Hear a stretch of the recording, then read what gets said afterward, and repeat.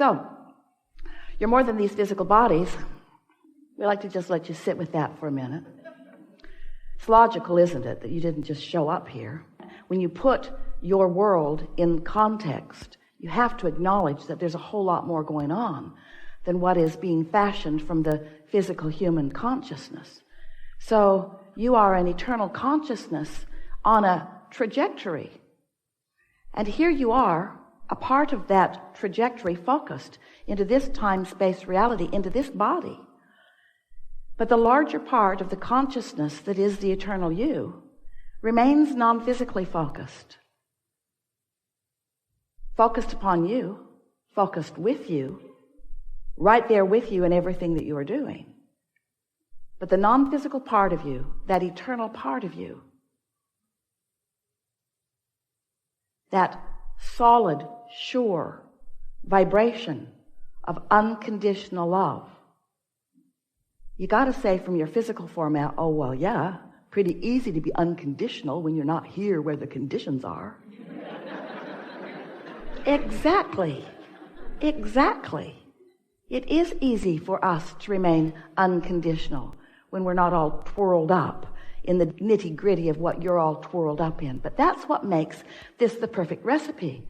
The source energy part of you remains non-physically focused, aware of you, but solid in the vibration of all that is well. And as you are here in your physical body, exploring the contrast, in your exploration, in your deciphering, in your living and observing of it, you know what you don't want, which causes you to know what you do want. You are giving birth to constant new preferences. It's what the evolution of every species is about. So as you are giving birth to these new rockets of desire, we call them that because they are vibrational, and from your point of view, you would see them go fast, you would see them exude out from you. Rockets of desire. So life just continues to call you further and further and further along your path. The question is, how sensitive are you to the vibration of that calling?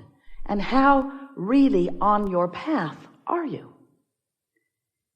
If you are in this moment loving someone, you're on your path. But if you're mad at them, you've stepped off into the weeds for a minute. And we know some of them are annoying. Some things that people do, some things that people think, some things that people think about you, some things that you are focused upon are hard to take. They don't feel good when you focus upon them. But we want you to leave this room fully understanding that the reason that they don't feel good when you focus upon them is because the larger part of you isn't focused upon them. And your attention to them is taking you from your path.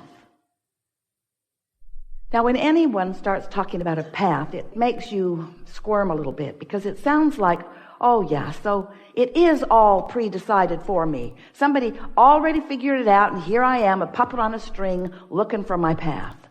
And we say, exactly. No, we don't say that. It's not like that at all. Here you are in your physical body, carving out your path. You're carving out the path.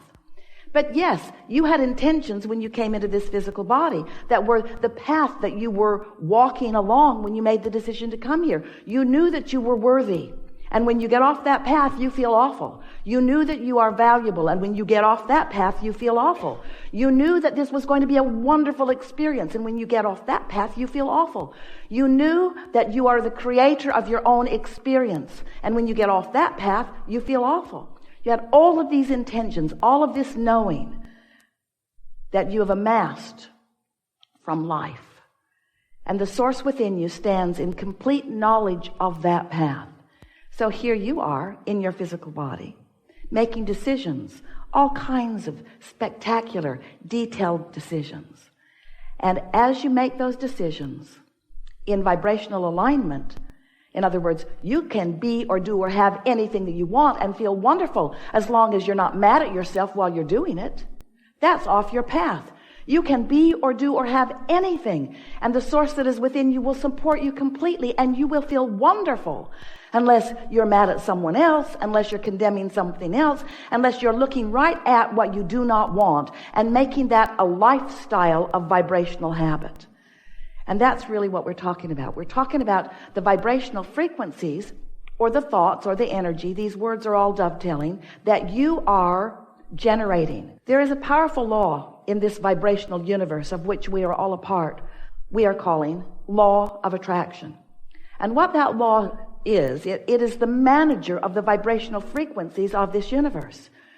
It's the manager of the thought vibration. It's really the manager of all vibrations. But in the context of this gathering, when you think a thought, law of attraction responds to the thought that you're thinking and brings you other thoughts that match it, other thoughts of same frequency. So when you focus upon the well-being of something, law of attraction will bring you more thoughts like it. When you focus upon the not well-being of something, law of attraction will bring you other thoughts like it.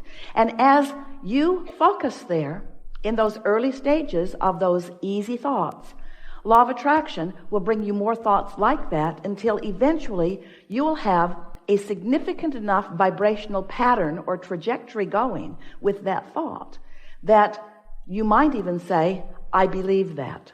That's all a belief is. A belief is just a thought you keep thinking. That's all it is. In the early days of interacting with us, Esther argued with us about that. She would say to us, Abraham, but it's true. I know you don't think I should think about it, but it is a true thing. And therefore, doesn't it deserve some of my attention? And we say, there are so many things that are true that you want to practice until you believe them and until you attract them, until you live them fully. And there are some things that are true that you don't feel that way about. Just be discerning. Be a selective sifter. Choose what you think about.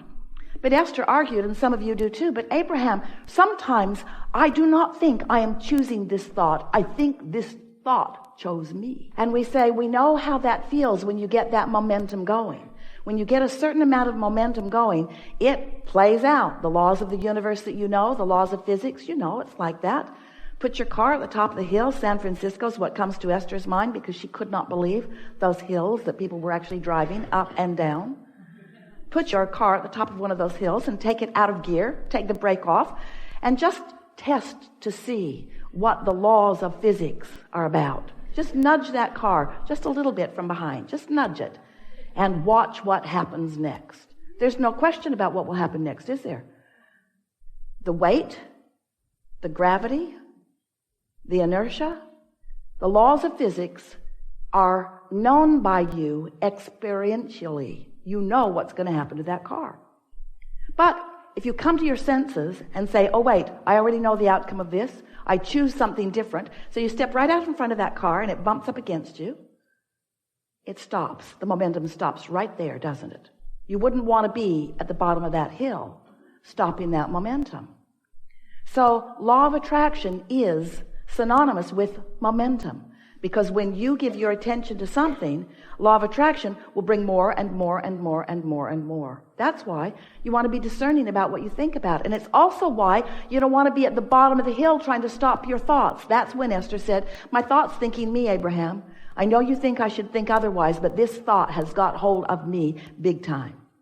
And we say, yes, sometimes it happens that way. And you really want it to happen that way when it's thoughts that are of benefit to you. You really want those thoughts to have hold of you when it's thoughts of your value, of your worthiness, of your worth, of the value and worth of others.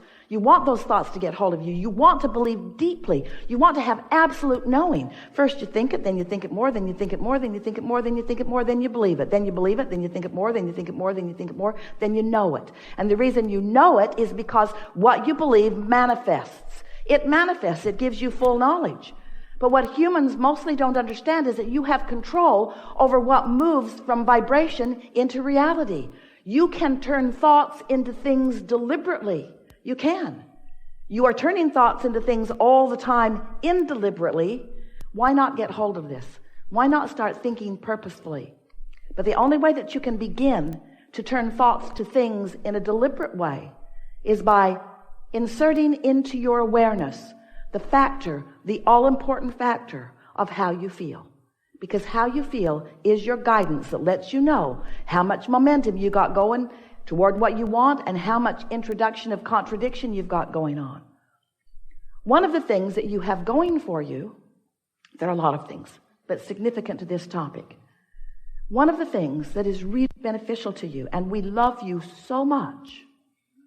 You know what's coming next. When we tell you we love you, we're preparing you for hearing something. One of the things that you've got going for you is that you are, did we tell you we love you?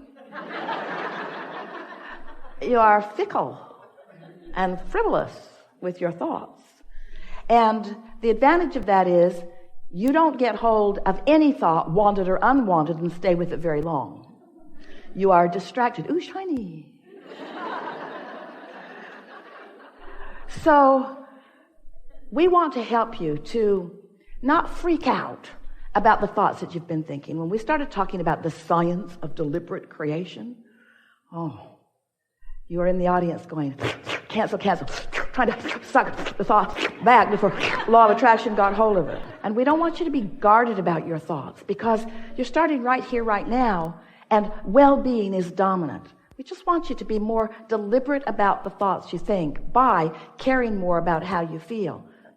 And it's helpful to understand how it all fits together, isn't it? So you were source energy and still are, but a large part of you remained in that non-physical place. The largest part of you is still non-physical, while a part of that consciousness is here with you. So here you are in your bodies. You are beautiful. You are brilliant. You are exploring. Contrast all around you, knowing what you don't want, knowing what you do want, and continually adding new preferences to the whole of that which you are becoming. So that non-physical part of you resides in a vibrational reality. We've been calling it your vortex or your vortex of attraction. It's your vortex. It's a vibrational version of you. It's the vibrational version of you of all that you want that has full potential of manifesting fully so that you can see it and hear it and smell it and taste it and touch it, and others can too as they behold you. But in order to be deliberate about that, it's important that you know that there are steps to the process. And the first step is you are launching rockets of desire. You're asking all day, every day. You never stop asking. Don't ask yourself to stop asking. You can't stop asking. The trajectory that we are all on, the trajectory that you are most about, who you really are, why you're here, the environment that surrounds you, the details of the environment that surrounds you, all queued up in order to evoke from you new awarenesses of who you are and what you further want. So don't fight that. Just go with it. You can't stop it. Just let the desire flow forth from you. Step one. Step two is that desire that you have launched becomes part of this vibrational reality that the inner being part of you, the soul part of you, the source part of you, the non-physical part of you embraces fully and becomes in the moment that you launch the rocket. That non-physical part of you is now a reality. And law of attraction is responding to that reality also. So now, there's the you standing in your body thinking what you're thinking about that desire that you launched. And there's the source energy part of you standing in the vortex thinking about that desire that you launched. So there are potentially two different perspectives about that. You getting what we're saying? There's the perspective that knows not only that it's possible, but that it's certain. That's your inner being's perspective.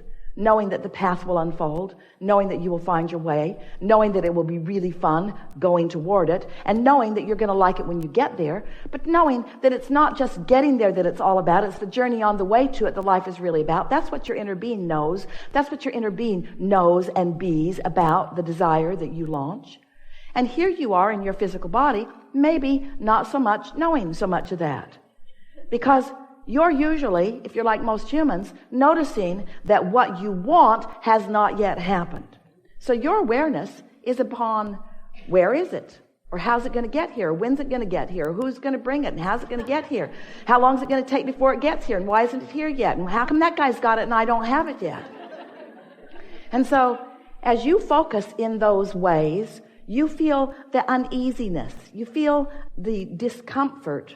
And sometimes you even say, I think I felt better before I wanted that thing that I do not have. And we want you to understand that you got to get over that. You got to get over that. You got to get over that. You just got to get over that, because you're not ever going to stop launching desires. So you're always going to be creating the gap between what is manifested and what is in the process of being manifested.